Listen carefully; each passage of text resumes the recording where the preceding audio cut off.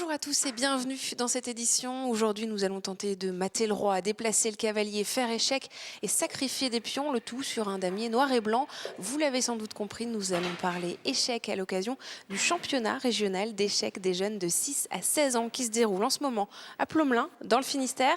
On en parle dans un instant, mais juste avant, retour en images sur l'actualité du jour avec les reportages de vos rédactions. Un cas de coronavirus en Bretagne. L'ARS a confirmé ce jeudi soir qu'un homme de 72 ans a été atteint du virus Covid-19. Le patient, dans un état stable, est hospitalisé au CHRU de la Cavale Blanche en réanimation. Il réside près de Brest à Plougonvelin et serait revenu depuis peu d'une croisière en Égypte. Sa femme, qui était également en voyage avec lui, a été hospitalisée à titre préventif. L'ARS a mis en place un dispositif de surveillance et d'identification des malades potentiels. C'est-à-dire qu'on observe si ces personnes, dites personnes contacts, ont des symptômes, les symptômes que vous connaissez maintenant du coronavirus, fièvre, toux, difficultés respiratoires. Et si c'est le cas, des prélèvements seront effectués pour pouvoir détecter cette éventuelle présence du virus Covid-19. 2 autres personnes sont sous surveillance en Bretagne, mais leur contamination n'a pas encore été confirmée. Pour éviter la propagation, les médecins recommandent de tousser dans son coude, d'utiliser des mouchoirs à usage unique et de se laver souvent les mains. Si vous toussez ou que vous avez de la fièvre, contactez le 15. Et à l'approche de la rentrée, le recteur d'académie invite personnel et élèves revenant de pays à risque à rester confinés à leur domicile pendant 14 jours. En France, 39 patients sont contaminés par le virus et 2 personnes en sont décédées.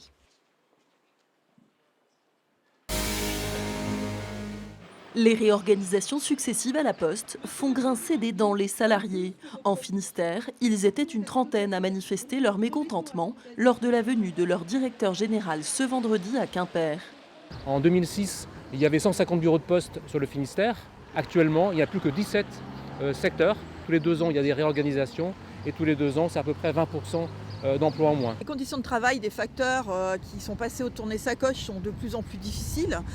Donc certains ont 2 heures de plus de vélo tous les jours. Depuis 3 mois, les Quimpérois ont constaté un retard de plusieurs semaines dans la livraison de leurs courriers. Certains élus municipaux ont écrit à la direction de la Poste pour dénoncer une dégradation du service public. L'organisation a été mise en place fin octobre 2019 et comme toute organisation nécessite une période de rodage. Dans le même temps, on a démarré une phase d'apprentissage pour les agents. Les réorganisations concernent les sites de Quimper, du Pays Bigoudin, de Plabennec et bientôt de Brest. L'inquest sur le naufrage du Bugalet Braze, encore une fois reporté. La procédure judiciaire britannique avait déjà été suspendue dès son ouverture en novembre, le coroner de Cornouailles ayant reçu des documents complémentaires relatifs au dossier français. Ce jeudi, dans un communiqué, il indique qu'au vu des nouvelles réponses obtenues des autorités anglaises, le début de la procédure prévue le 2 mars ne peut être maintenu. Aucune nouvelle date n'a été annoncée. Près de 2/3 des maires bretons se représentent aux élections municipales. On l'a appris ce jeudi, dernier jour de dépôt des listes. 721 maires des 1208 communes de Bretagne repartent en campagne. C'est le cas notamment dans la plupart des grandes villes de la région. La campagne officielle débute ce lundi, pour le premier tour, le 15 mars. Près de 70 animaux en grande souffrance secourus ce jeudi à Carhaix.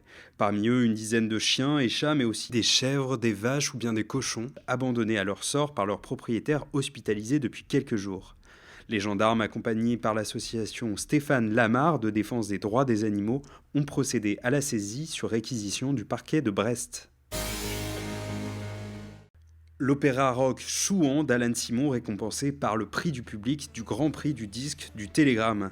Dans un double CD, il rapporte en musique les tragiques épisodes de la Révolution française qui ont ravagé la Bretagne et la Vendée. Prochaine étape, le prix du jury qui sera décerné en mars.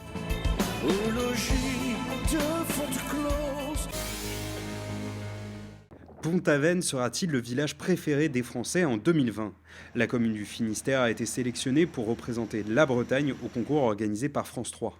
Les votes sont ouverts jusqu'au 19 mars, midi et demi, sur la page Facebook de l'émission qui sera, elle, diffusée en juin.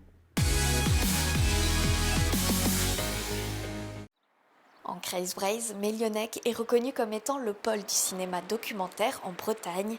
La commune de 430 habitants compte aussi un restaurant, une épicerie rurale, une coopérative de 6 boulangers et une librairie indépendante depuis 1 an et demi. Un pari fou qui connaît un succès, sans compter les emprunts que la libraire finira de rembourser d'ici 3 ans. Elle se verse déjà un SMIC. Quand on crée un commerce, en fait, déjà que la première année, on arrive à un résultat positif comme ça, c'est super.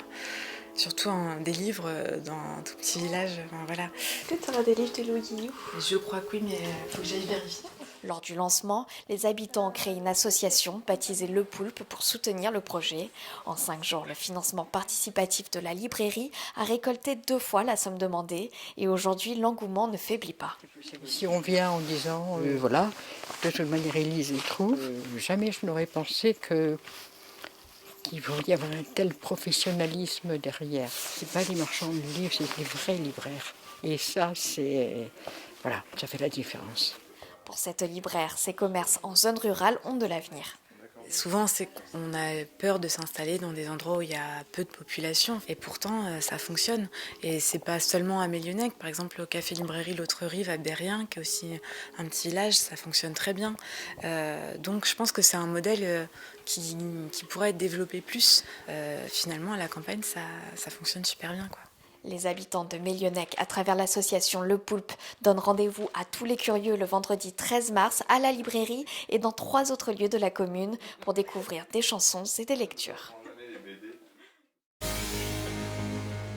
Et nous voici donc de retour à Plomelin où vous le voyez, le silence règne. Nous sommes au championnat régional d'échecs des jeunes de 6 à 16 ans et nous avons retrouvé sur place Briac Denizé. Bonjour. Bonjour. Vous faites partie du comité d'organisation de ce championnat régional. Alors il y a près de 180 jeunes de 6 à 16 ans qui sont réunis en cette fin de semaine et durant tout le week-end pour disputer ce championnat. Et on le voit, l'ambiance est très calme. C'est assez essentiel pour jouer ce silence. Ah bah c'est même pas essentiel, c'est vital en fait. Si on entend du bruit, on peut pas se concentrer. Il faut que le joueur ait un silence absolu pour être dans les meilleures conditions pour pouvoir se concentrer. Alors l'enjeu est important puisque ce championnat régional des jeunes joueurs d'échecs est qualificatif pour le championnat de France. Ça arrive que la Bretagne brille. Ça c'est vraiment très compliqué parce que nous on est une petite région par échiquienne.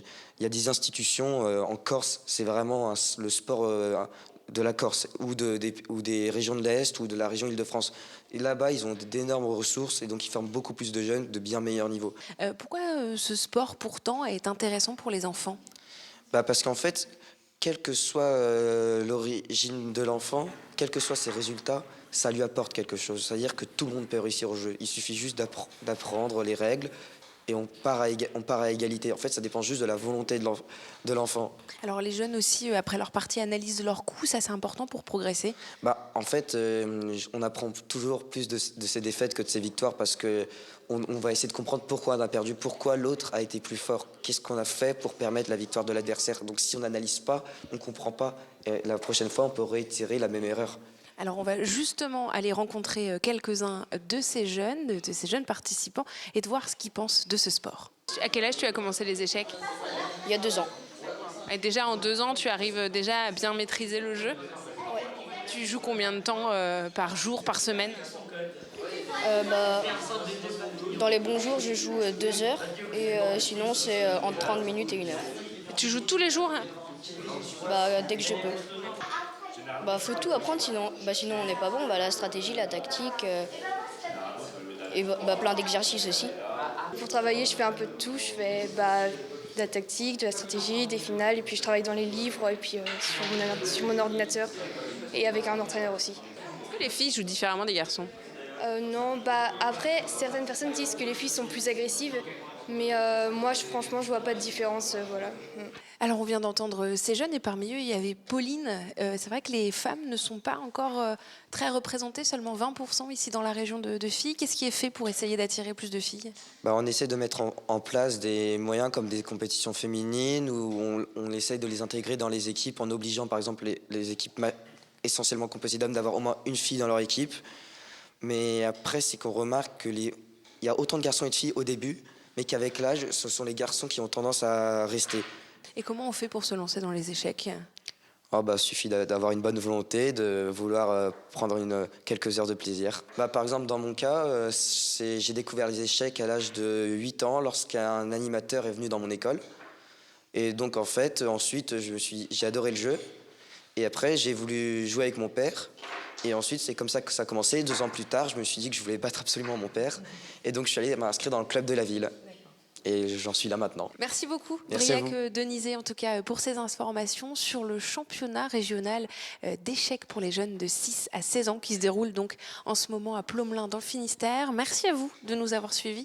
On se retrouve très bientôt sur nos antennes bretonnes.